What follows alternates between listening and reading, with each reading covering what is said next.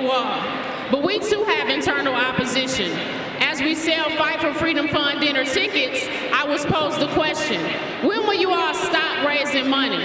Now, like Nehemiah, I had to pray and ask for the proper response before I opened my mouth to that question. But bear with me.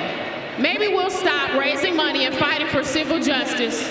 Will we no longer have to fight against predatory lending, police brutality, equal access to the ballot, insurance redlining, hate crimes, economic empowerment, fair housing, access to credit, and stopping the war against affirmative action anywhere else that Wardell Connolly is planning to take it. Until every single injustice and every ounce of racism eradicated, we will fight until we win. Secondly, there was the external opposition, much like what you saw outside on the way into the hall today. Those who gather to criticize, complain, and try to discredit our battle. But we will not be discredited and we will not stop. We fight until we win. We look forward to seeing all of you this July as All Roads lead to Detroit for the National Convention. We thank you for your support and the fight continues. Thank you.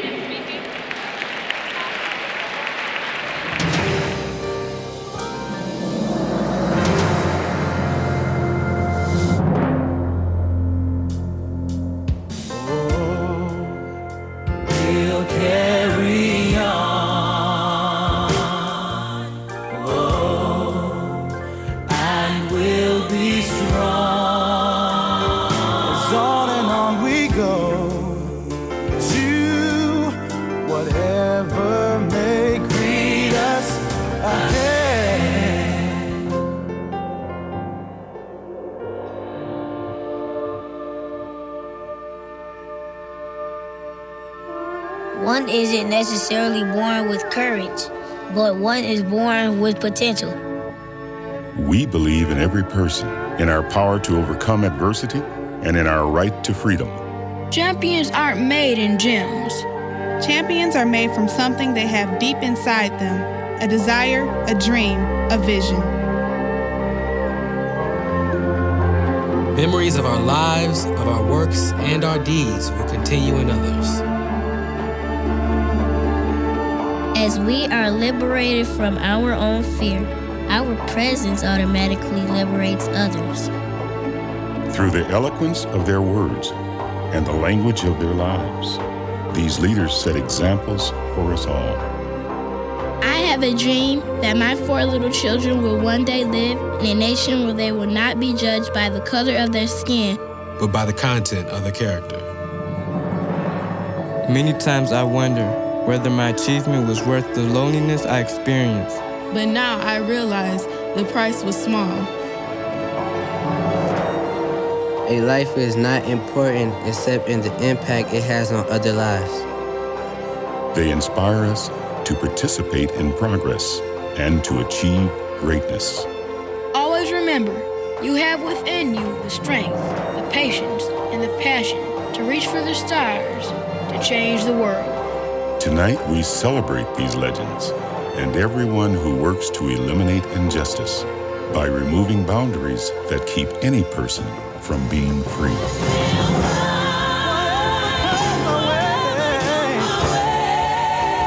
We shall be standing hand in hand together. Never shall we need to face it alone.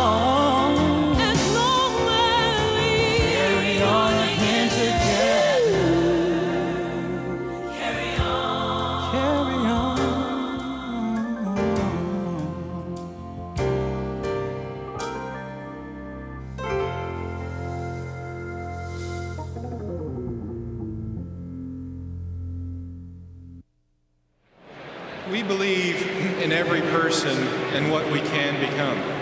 Those are very powerful words. Good evening. I'm David Boyle. I'm the president of National City Bank here in Michigan. National City is greatly honored to serve as a corporate chair for this year's Fight for Freedom dinner. National City values the richness of diversity and the depth it brings to all human endeavors.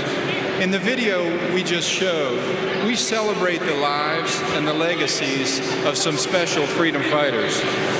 We all benefit from their courage and their triumphs. We're pleased to share that the voices you heard in the video are some of the very talented young students from the Detroit NAACP Youth Council. We thank them for helping put the video together. A wise person once said, "There's no better exercise for the heart than the act of reaching down and lifting the spirits of others." National City would like to recognize the distinguished record of the Detroit branch of the NAACP in raising the spirits of others through championing issues related to social justice and equality.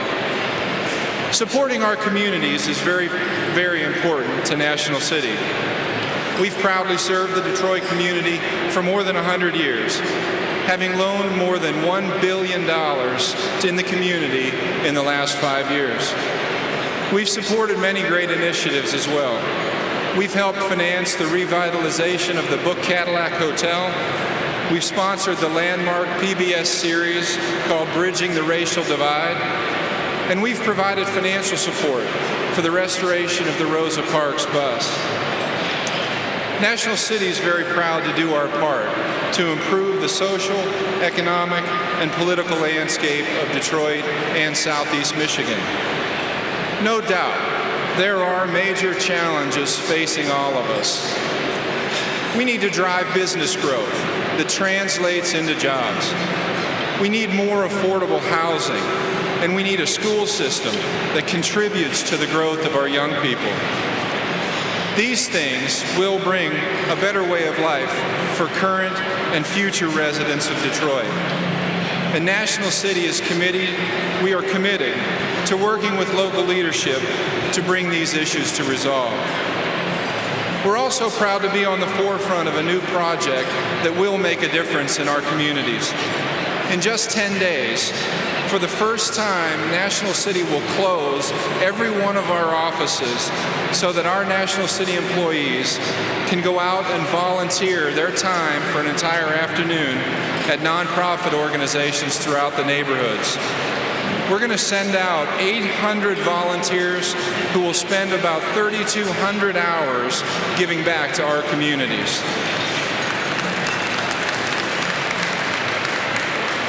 In a few weeks, National City will also offer financial literacy workshops in all of our 130 Southeast Michigan branches. These workshops are going to focus on the wise use of credit and protection from identity theft. These are just a few ways that we proudly serve our communities, and be sure there will be more to come. This evening's event, however, and what it stands for in our community is particularly special. Please allow me to take a moment and express our deepest gratitude for your support of the 52nd annual Fight for Freedom Dinner. In the Bible, both New and Old Testaments, they are overflowing with insight and wisdom. There are no colors in the Bible. There are no denominations in the Bible. There are just people.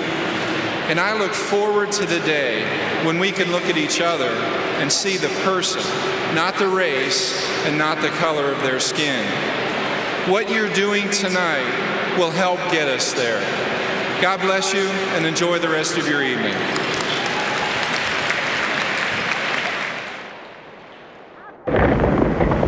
Troopers here advance toward the group. See that they disperse. 37 years ago, when I marched across that bridge on Bloody Sunday in Selma, I gave a little blood, almost lost my life. And I can tell you today that I would not be standing here, I would not be able to serve you in the Congress were it not for the good men and women of the UAW. Thank you for all of your good work. Thank you for keeping your eyes on the prize. Thank you for not giving up. Thank you for not giving in or giving out. Walter Reuther was the first white labor leader that I recall showed aggressiveness in identifying with the civil rights movement. America could never be whole until somehow it bridged the moral gap between American democracy's noble promises and its ugly practices in the field of civil rights and human relations. I know of the mutual benefits that grow from the historic alliance between organized labor and the movement for civil rights. The UAW was a leader in fighting apartheid. In 1986, the UAW and other progressive groups launched a boycott of Shell Oil, whose parent company was a major oil supplier to South Africa. While protesting outside the South African embassy, UAW Vice President Ernie Lofton and President Owen Bieber were arrested. We believe that none of us can be free until all of us are free. And the UAW fought to free jailed South African labor leader Moses Mayakiso. It gives me a great deal of pleasure to present to you our President, Owen Bieber. The UAW is proud of the fact that we have long supported the proposition that apartheid government system in South Africa has to go, and we pledge here today our continued support. I want to present to Mr. Nelson Mandela an honorary lifetime membership in the United Auto Workers Union. A man who is speaking is not a stranger here. The man who is speaking is a member of the UAW. They think we're just about wages. They think we're just a collective bargaining agent. Hell no, we're a social movement in this country, and we'll always be a social movement. You just can't understand how proud I am to be a part of an organization that can work with other organizations and make it better for all of us, every single one of us. You have made our nation a better place. And I come here this afternoon to say thank you as a member of Congress. Thank you as a citizen of America. All of us know that our power is in our solidarity and that we are strengthened by our diversity.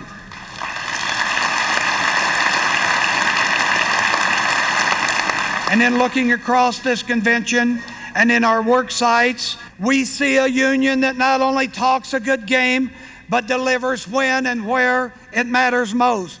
We take great pride in our record on civil rights and pledge that we will build on that record simply because it is the right thing to do.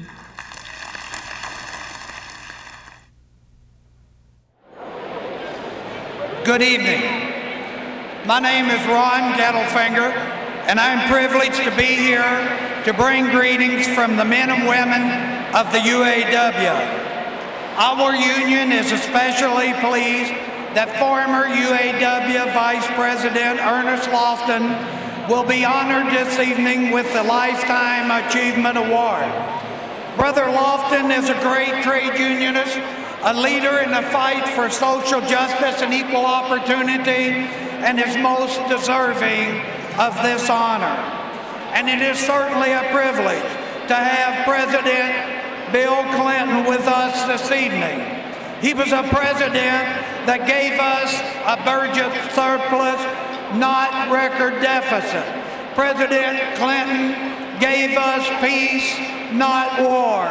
The Clinton administration proved that a rising tide does indeed raise all boats and not just the yanks.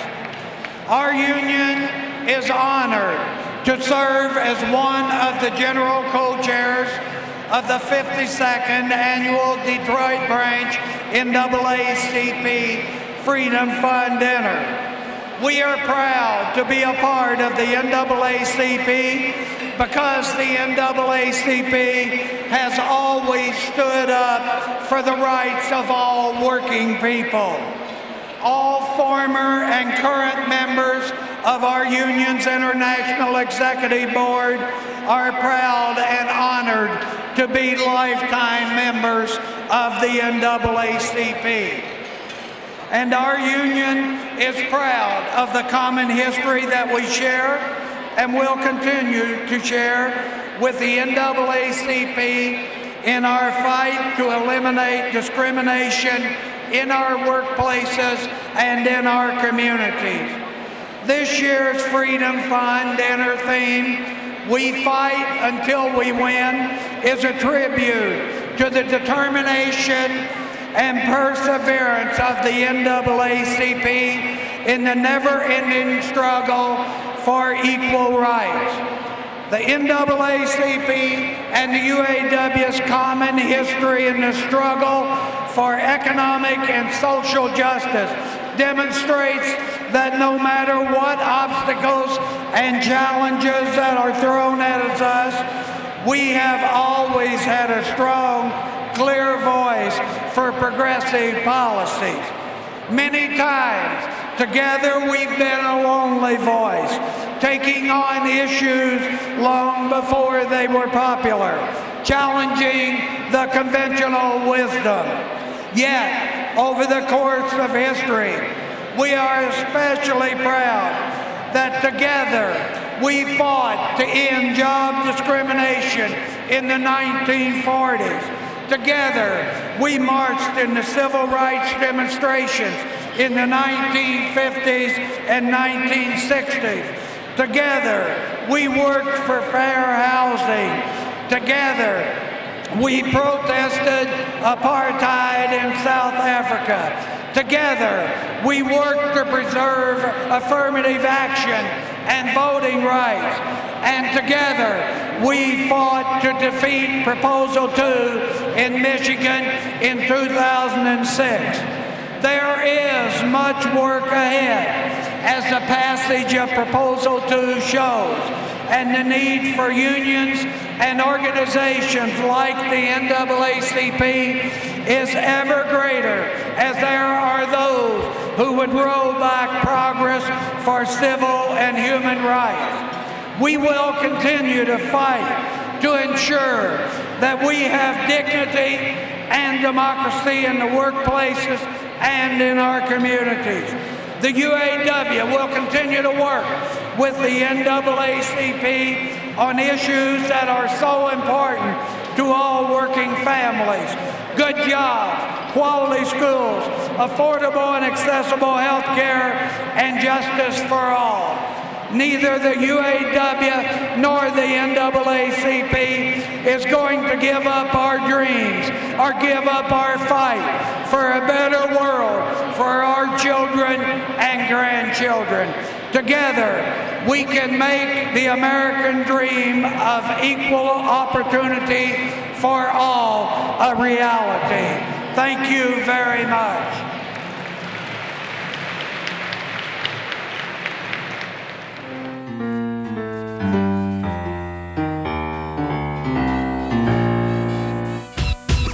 General Motors recognizes the power of diversity. We're one of the largest employers of African Americans in the nation. Our supplier and dealer network is critical to GM's competitive advantage. GM does business with more than 600 diverse suppliers, and GM executives personally mentor 39 of them. Among the best of the best anywhere in the world is Bridgewater Interiors of Detroit, which makes seats for GM's all-new crossover vehicles. GM's diverse dealers employ more than 15,000 technicians, salespeople, and administrators. It all adds up to investment in the communities where African Americans live and work. So when you buy or lease from GM, you're not only getting a great product, you are helping us help you.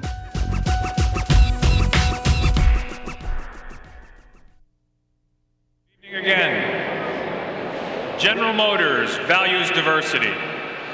It's right, it's powerful. General Motors is proud to be a part of the great city of Detroit. It's our home, and I know it's yours as well. General Motors wholeheartedly supports the work of the NAACP in Detroit and across the nation to secure justice and equal opportunity for all. We understand that this mission involves a quest for better education, improved health care, and greater economic opportunity.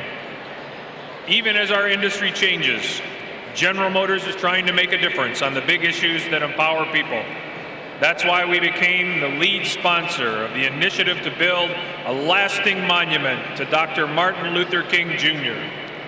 When finished, it'll be the first on the National Mall to a non-president and the first to an African American.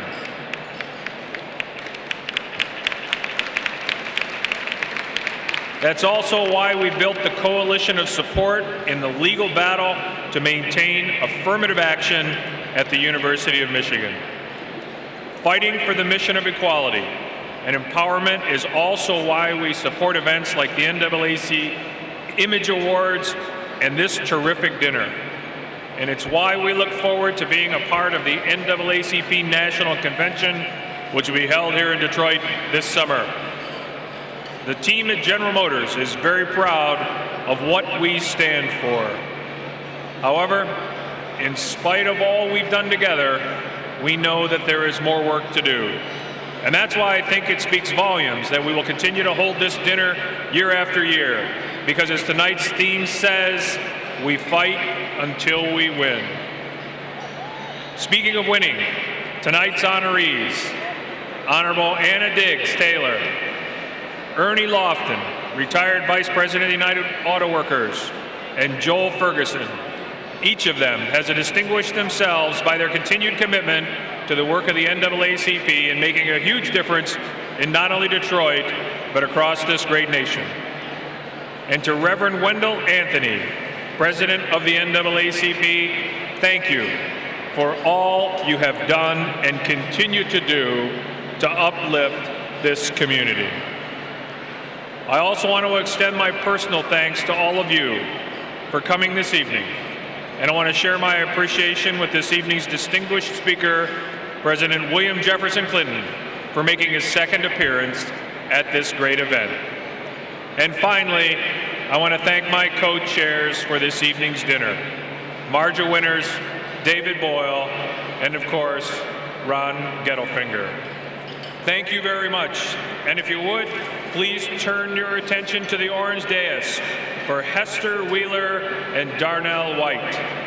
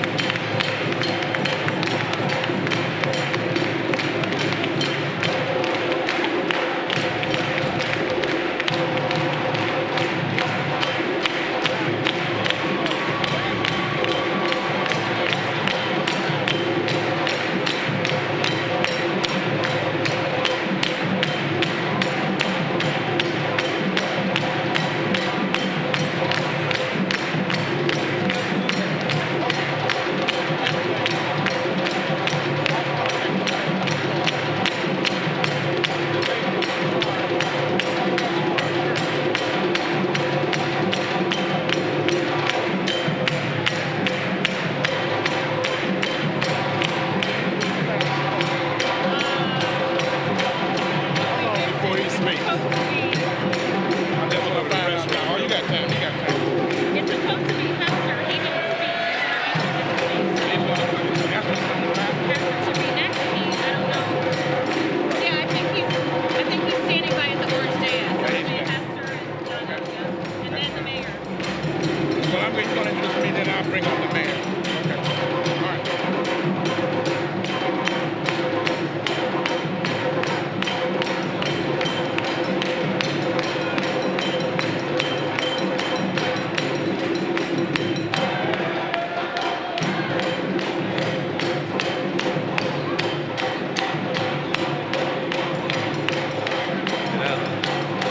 Give it up for President William Jefferson Clinton.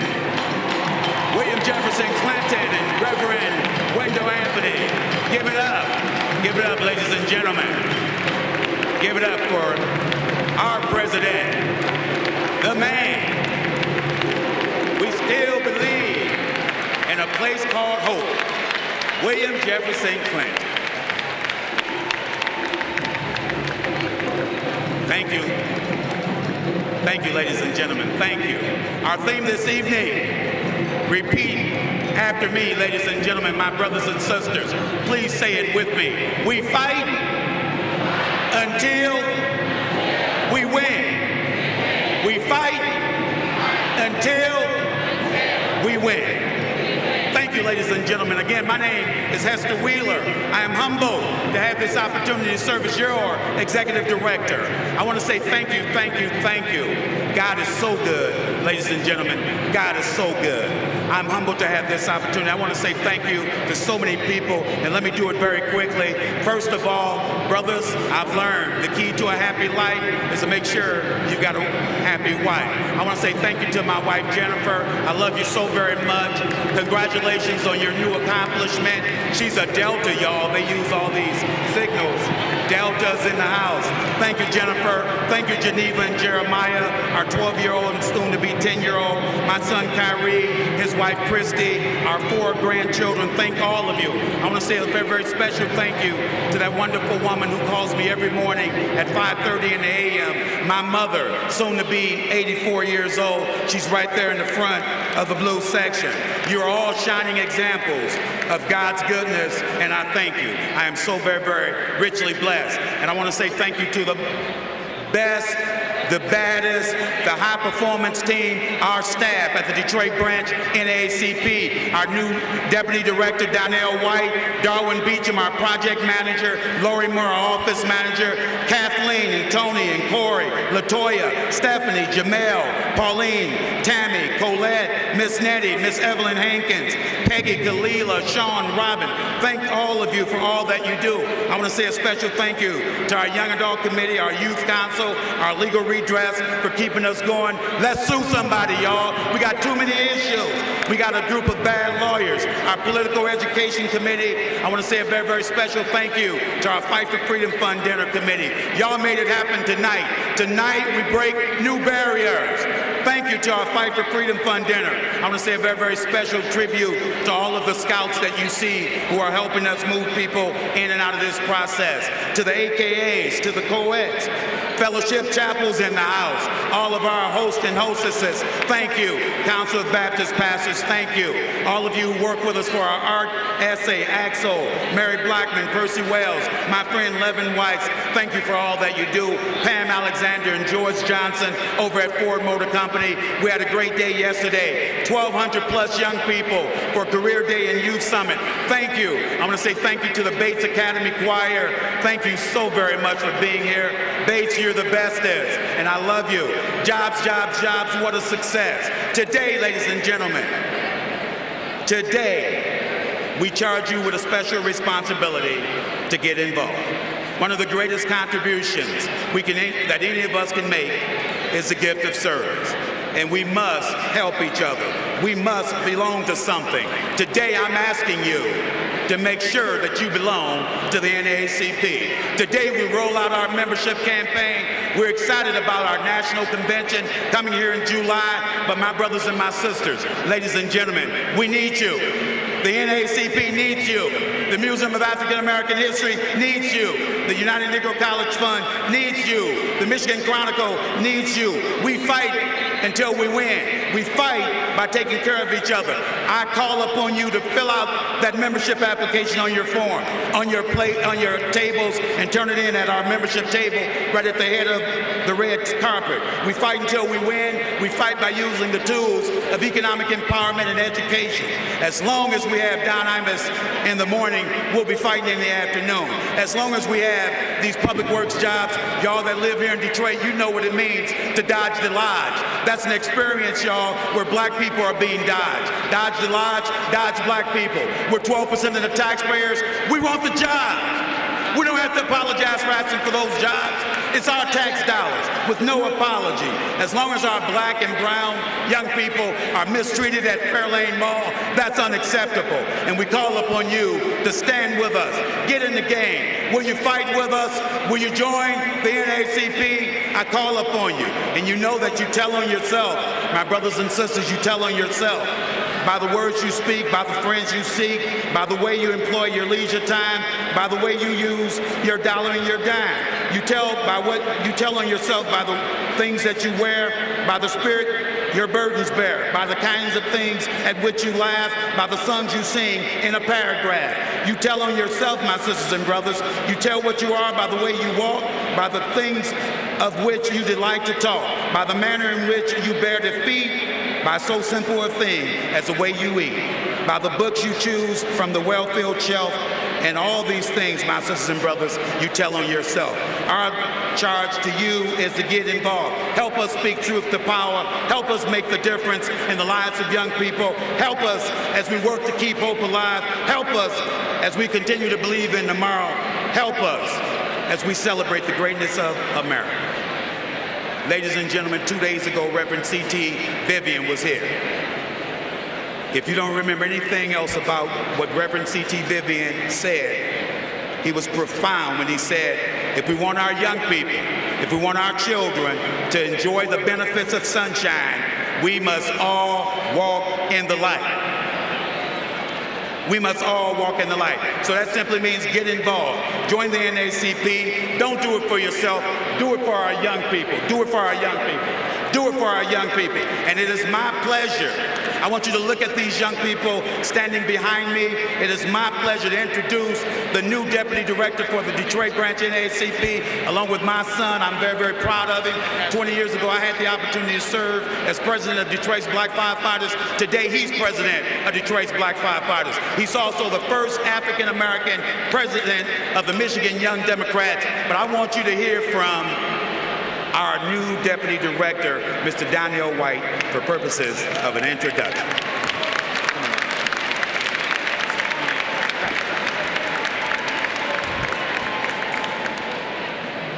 Good evening, and welcome to the world's premier civil rights and social justice experience, where we fight until we win. What an honor to stand amongst this nation's premier emerging leaders as we continue to fight for freedom, emerging out of a rich legacy of civil rights and social justice advocates. Today we stand poised to assume the ranks, ensuring the equality for all for future. The ultimate measure of a man is not where he stands in times of moments of comfort and convenience, but where he stands in times of challenges and controversy. With the abundance of challenges and controversies in our community, I am privileged to stand here today and introduce a man for such a time as this. A proven leader who in the face of challenge and controversy has proven to be a fighter for the people. He hails from Kinloch, Missouri, trained under the leadership of the late great James E. Wadsworth Jr., where he pastors Fellowship Chapel, a progressive ministry where the church are the people and the people are the church. A fighter for such a time as this. He stands tall for social justice and equality for all persons regardless of race, ethnicity, nationality, or gender, with a reach that spans locally, nationally, and internationally as well. a man for such a time as this. His record is 8-0, undefeated, terms that is. With 16 years of dedicated service to the Detroit branch NAACP, the nation's premier branch of the association. Also in his corner is his wife, Monica, and his 3 daughters, Talani, Maia, and Megan. Ladies and gentlemen, boys and girls, please stand and join me in welcoming the undisputed champion of freedom fighters in the world, fighting out of the blue corner, our president, Wendell the Rev Anthony. Thank you, Donnell. Thank you very much. Thank you. Thank you so much. Good evening, ladies and gentlemen, freedom fighters from all across America. Let me say to the persons who are right here in the front, you don't have to rush. The president knows that he's at home. He's going to walk the line when it's over so you can get a picture and you can shake his hand before he leaves tonight. He's that kind of a guy. And so we're just glad to have him back in the house. And so if everybody would just kind of take it slow and just calm down so that the people in the front might be able to see, we'll be moving very rapidly. I want to welcome all of you to the 52nd Annual Fight for Freedom Fund Dinner. To call this a dinner is inadequate. To call it a gathering is incomplete. To call it a meeting is too narrow. So therefore, we will call it all of the above. Today, we come at a very critical time in our nation's history. America is certainly at a crossroad in which many of us must decide which road we will take. The road of further division or the road of unity and determination to make national and international correction. Tonight, we thank all of those who have enabled us to be here. The board members of the Detroit branch NAACP, and if you're a board member, just wave wherever you are. We want to thank you as board members. We thank all of our hundreds of volunteers and our staff. We thank our sponsors and our co-partners in this freedom struggle. Thank you.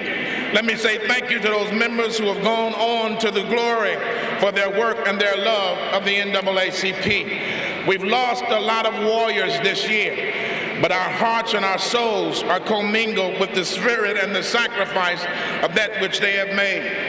Yet, we appreciate the work of the NAACP. We're still going on. Thank you for cutting a pathway for us to march through, and we thank you for, even though we have made great strides, we still have strides to go. Special thanks to my church family, Fellowship Chapel. I want to thank you because I could not be where I am without you being where you are. And so I thank you for your love and for your support and for your prayers.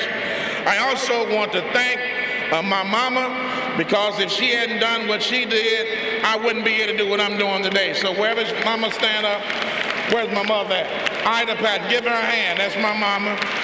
Give her a hand. Everybody got a mama somewhere. And so we thank God for our mamas and our fathers. I also want to thank my wife, Monica Anthony, for her love and for her support, because she has made it a lot easier and a lot better. Stand up, wife, Monica Anthony.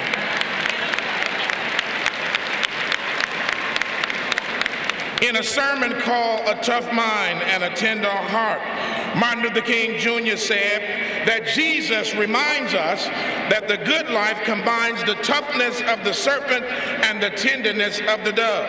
To have serpent-like qualities, devoid of dove-like qualities, is to be passionless, mean, and selfish. To have dove-like without serpent-like qualities is to be sentimental, anemic, and aimless. We must therefore combine strongly marked antithesis. We must bring together tough-mindedness and tender-heartedness if we are to move creatively toward the freedom and justice that we all desire. This is precisely why we fight until we win. It's not an easy fight, Mr. President. It is not a delicious battle. It It is hard work requiring dedication and commitment, intelligence, faith, and resources. Tonight, you give us all of these elements by your presence here. Whether it's hate talk on national radio or bad rap on a home video, war in Iraq, and affirmative action attack, we will not go back. The NAACP is alive and well. The NAACP is alive and well.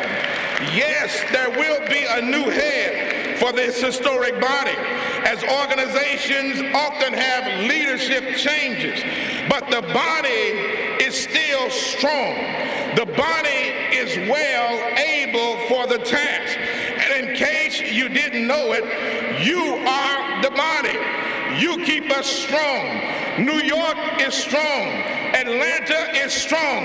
California is strong. South Carolina is strong. Chicago is strong. Connecticut is strong.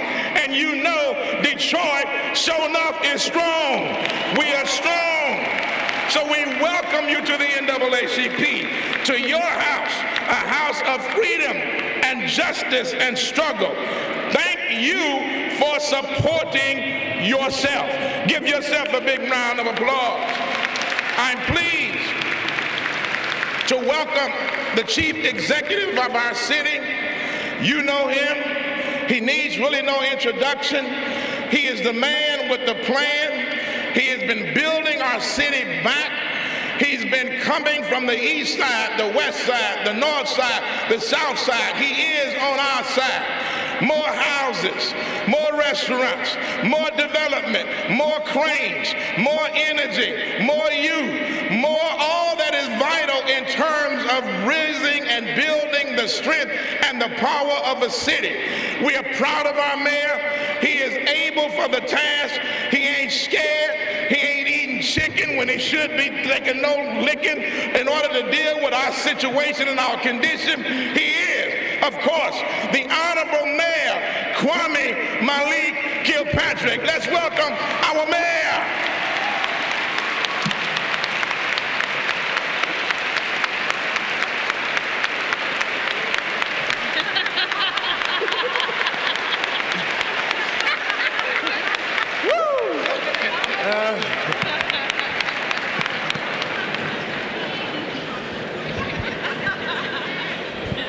In the nick of time,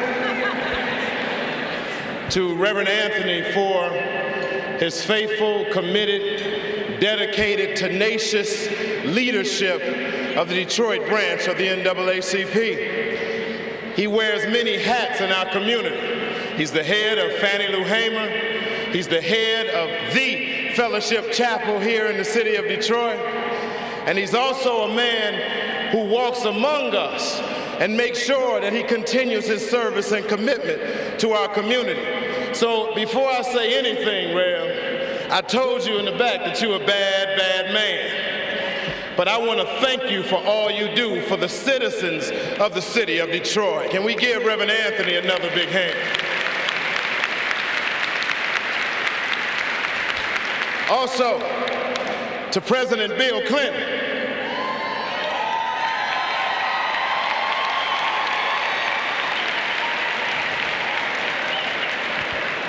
we are excited and elated to have you back in our city here again. The last time that you came here and spoke at the Freedom Fund dinner, I actually rode with you on Air Force One. It was the honor of my life to actually sit on that plane as a young upstart state representative from the city of Detroit. President Clinton came out and talked to us on the plane, and I thought he was going to talk about policy, and he talked about football. From that point on, he was the man to me. We want to say to you, we still love you, we still respect your leadership, and you are always welcome to the city of Detroit.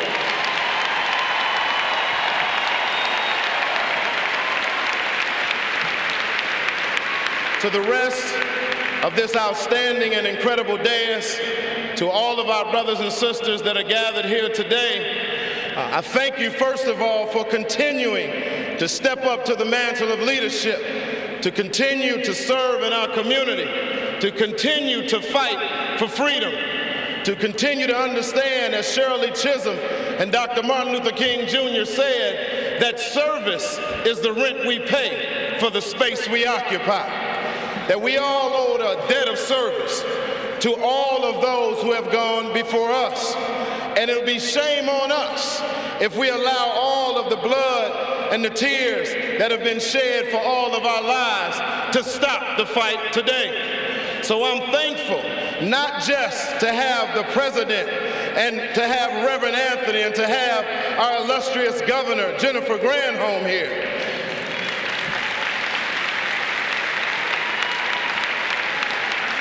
But I'm also excited that that ordinary person that goes out and do extraordinary things every day, those teachers, those coaches, those doctors, those lawyers, those janitorial workers, those service employees, those UAW workers, all of those people who go out every day and make a difference in our community, we thank you.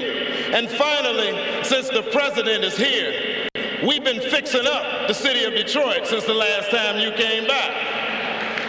We're building more houses in Detroit than any other city in Michigan for the first time in 50 years. We're fixing more streets. We have more new parks. We've hosted more events. But we still believe that our city won't be the place for which we believe God intended for it to be until people change on the inside. And so in Detroit, as we speak, there's not just transformation in economic development. There's a spiritual revolution going on in the city of Detroit. And all of us are stepping up and stepping out to our responsibility in it. Once again, thank you, Detroit, for what you do to make this city our city. And God bless you in your continued focus and fight for freedom. Thank you very much.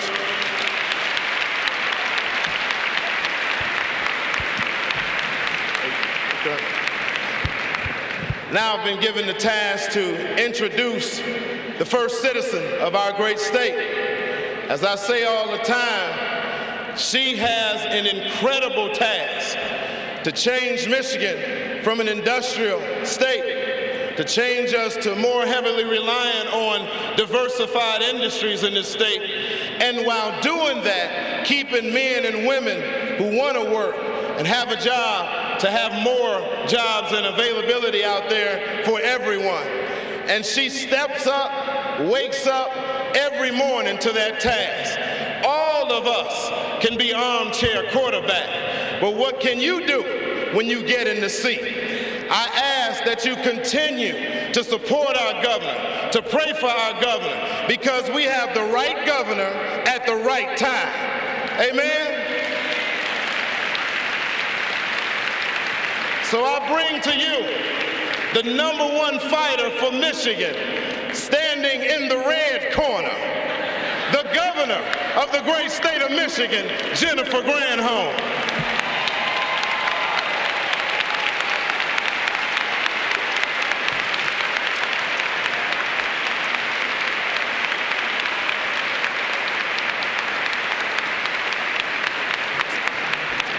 Thank you, Mayor. He's making Detroit better, and therefore he's making the state of Michigan better. I could not be prouder as governor to have a partner like Mayor Kwame Malik Kilpatrick in the House and in the chair. Thank you, Reverend Anthony, and thank you too for your partnership, for your great friendship, for your strength, your leadership, not just in the city, but all over the state and all over the nation. Thank you for making Michigan proud. And President Clinton, oh my goodness, don't we all wish he were in the chair today?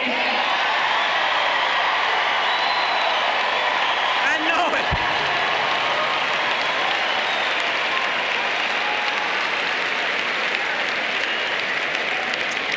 Well, he may not be in the chair today, but maybe he'll be in the House soon.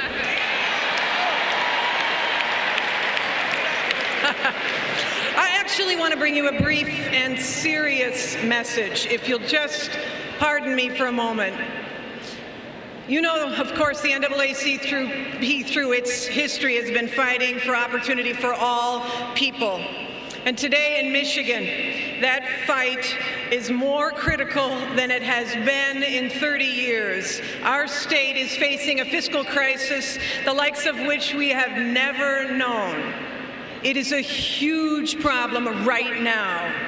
And yet, in order to give opportunity for all of our citizens and turn around the state economy, the wisest people, the economists, tell us that the way you do that is to invest in our people, to invest in their education for all people, to invest in their health care. Now, thanks to many of those who are in this room, I was elected in governor in November by 56% of the vote. And those who put me in this chair did not put me here to disinvest in our people or our state. You put me here to fight for education and for health care and for our communities across this state. And I am going to do that. But I need your help. I need your help. I want you to hear me loud and clear. There are people in Lansing who disagree that investing in our human capital, our people, is the right way to go. There are people in Lansing who fundamentally have a disagreement about what we ought to do as a state in order to turn it around. They believe that slashing our investment in public education, slashing higher education, slashing health care is the way that Michigan is going to pull it out. They are wrong. They are as wrong as they have been immovable. And time is up. Starting tomorrow, by law, the legislature has 30 days to save our schools and our healthcare system from deep, deep cuts. 30 days. The clock starts ticking tomorrow. If the legislature does not act, 30 school districts will be thrown into deficit. If the legislature does not act, doctors will stop accepting Medicaid patients.